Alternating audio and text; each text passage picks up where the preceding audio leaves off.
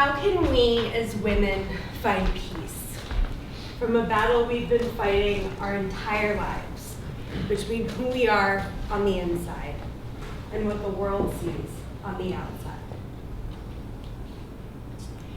We exist with a dialectic, which means that two things can be true at the same time. We can accept the bodies that we're in and want to change them. This dialectic is at the heart of our internal battle. It's how we can both love and hate ourselves at the same time.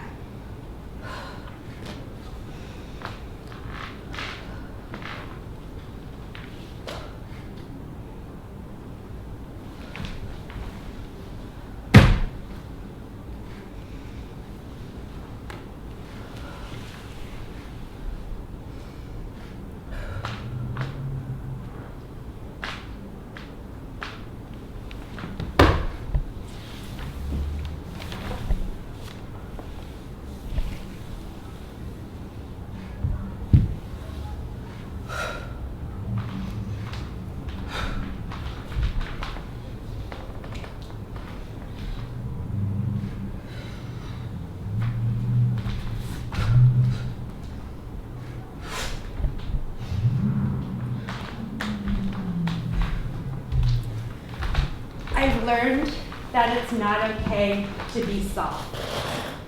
If your breasts sag a little, hike them up with wires and pattern. If your belly is round, wobbles, or simply exists, stuff it into shapewear. If your arms are untight and toned, cover them up with sleeves. Strap it down. Shove it in. Cover it up. I had this dream that I was flying. It started out as your typical flying dream. I was soaring through the air, unencumbered by societal expectations. I felt freedom and complete and utter joy. So much that there was no room to worry about my appearance. Suddenly, a large mirror appeared in front of me.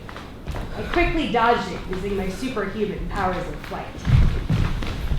The moment I banked left, another appeared, and another, and another, and another, until I was completely surrounded by mirrors. To my horror, I had lost the ability to move.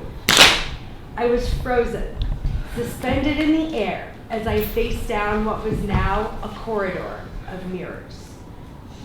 A phantom wind pushed me forward, and I floated on autopilot down the corridor.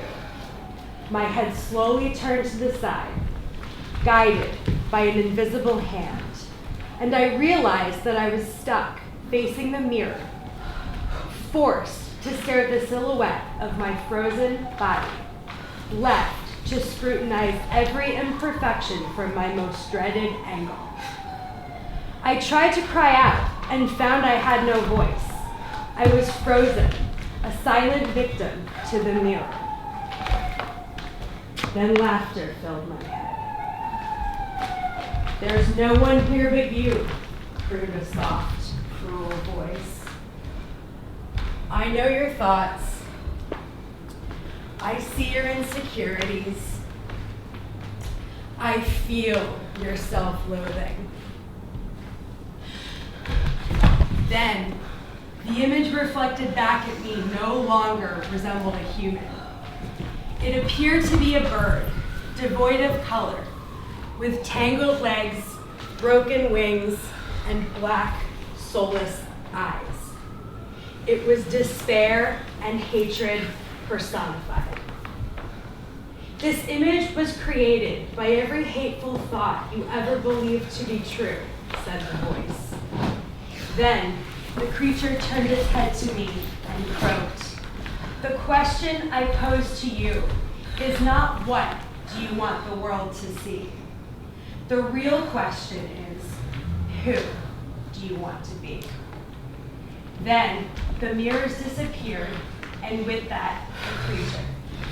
The voice in my head went silent, I was released from the invisible bonds that had kept me frozen.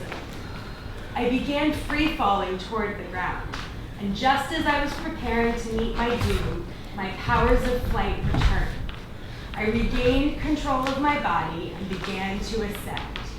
With every beat of my wings, I felt stronger and stronger. I began to soar, and once I was flying freely, I opened my eyes. The dream did not fade, as most dreams do. As I sifted through all that had happened, I realized I had a choice. I could continue to go through life on autopilot, playing victim to the mirror, holding myself hostage and drowning in self-hatred. Or I could choose acceptance and therefore freedom. I don't yet know the answer to the creature's question. I think I'll let myself fly freely for a while as I figure it out.